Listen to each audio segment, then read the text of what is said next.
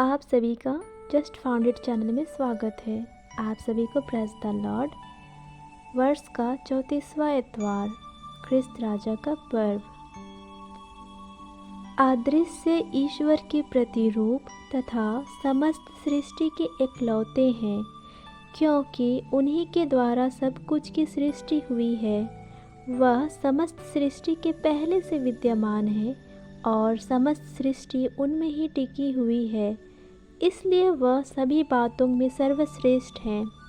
ईश्वर ने चाहा कि उनमें सब प्रकार की परिपूर्णता है।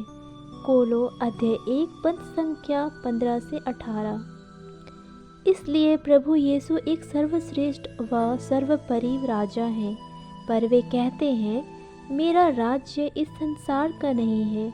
यदि मेरा राज्य इस संसार का होता तो मेरे अनुयायी लड़ते और मैं यहूदियों के हवाले नहीं किया जाता, परंतु मेरा राज्य यहाँ का नहीं है। यूहन्ना 18:36।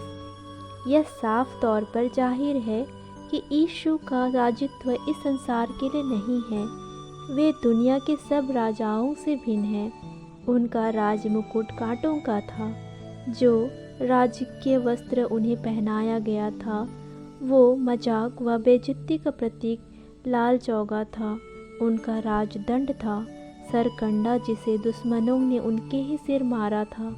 ख्रिस्त ने ना तो दुनिया के जाने माने राजाओं की श्रेणी में खुद को गिने जाने का दावा किया और ना ही किसी राजा की बराबरी करना चाहा। उन्होंने हर प्रकार के सांसारिक वैभव व शानो शौकत को ठुकरा दिया। उनका जन्म एक छोटी सी गौशाला में हुआ, क्योंकि उनके लिए सराय में जगह नहीं थी। लूक 2:7। उनके सार्वजनिक जीवन की शुरुआत के पहले, जब शैतान उन्हें अत्यंत ऊंचे पहाड़ पर ले गया और संसार के सभी राज्य और वैभव दिखलाकर बोला, यदि आप दंडवत कर मेरी आराधना करें तो मैं आपको यह सब दे दूंगा। यीशु ने उत्तर दिया, हट जा शैतान, क्योंकि लिखा है, अपने प्रभु ईश्वर की आराधना करो और केवल उसी की सेवा करो। मत्ती 4:8-10। आज के सुसमाचार में हमने यह सीखा कि सैनिकों ने उनकी हंसी उड़ाते हुए उनसे कहा है, यदि तू यहूदियों का राजा है तो अपने को बचा। पर प्रभु ने वहाँ पर भी अपने निजी महिमा दिखाने के लिए अपनी शक्ति का प्रदर्शन नहीं किया। जब हमारे प्रभु ने 5 रोटियों और 2 मछलियों से 5000 लोगों को भोजन कराया, तो लोग उन्हें राजा बनाना चाहते थे, लेकिन प्रभु यीशु उनके बीच से निकलकर वहाँ से चले जाते हैं, क्योंकि वे उन्हें सांसारिक राजा बनाना चाहते थे। यूहन्ना 6:15। उनका राज्य इस दुनिया के राजाओं जैसा धन दौलत, शक्ति, सेना, साम्राज्य, जमीन जायदाद वाला राज्य नहीं है।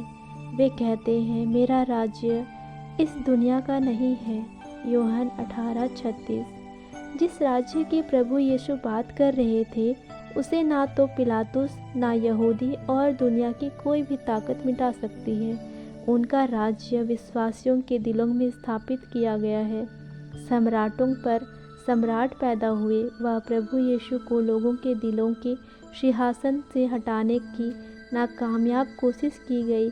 कई प्रकार की भ्रांत व भटकाने वाली शिक्षाएं व सिद्धांत आए व राजनैतिक शक्तियों व असामाजिक ताकतों ने प्रभु यीशु को लोगों के दिलों से दूर करने की लाखों कोशिशें की, परंतु आज तक कोशिश की जा रही है, पर यह सब व्यर्थ है।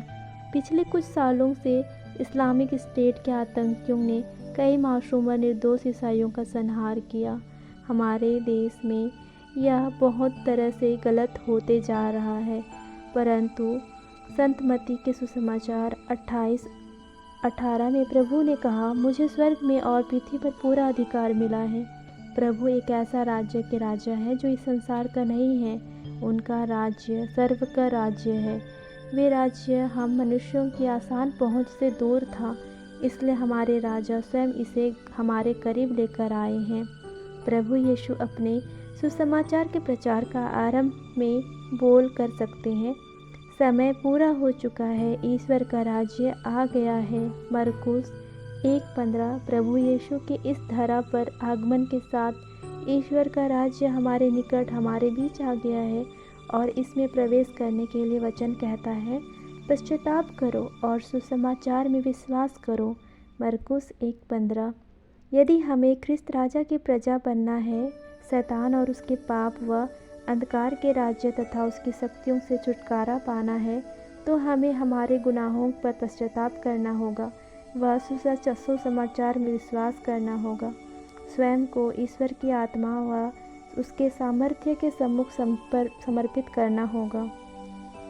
ईश्वर के राज्य की स्थापना करने का आधार है इंसान का ईश्वर से मेल मिलाप कराना, उस सदियों पुराने रिश्तों को पुनः जोड़ना जिसे हमारे आदि माता पिता के पाप के द्वारा तोड़ दिया गया था। इस मेल मिलाप का जिम्मा हमारे प्रभु यीशु हमारे राजा ने अपने ऊपर ले लिया है। उन्होंने अपने दुख भोग, मरण एवं पुनरुत्थान द्वारा पिता से हमारा मेल कराया है। प्रभु यीशु हमारे लिए क्रूस पर इसलिए मरे कि शैतान के राज्य का अंत हो जाए और हम प्रभु पर भरोसा कर सकें, हमारे दिलों पर हमेशा शासन करते रहे। उनका राज्य सच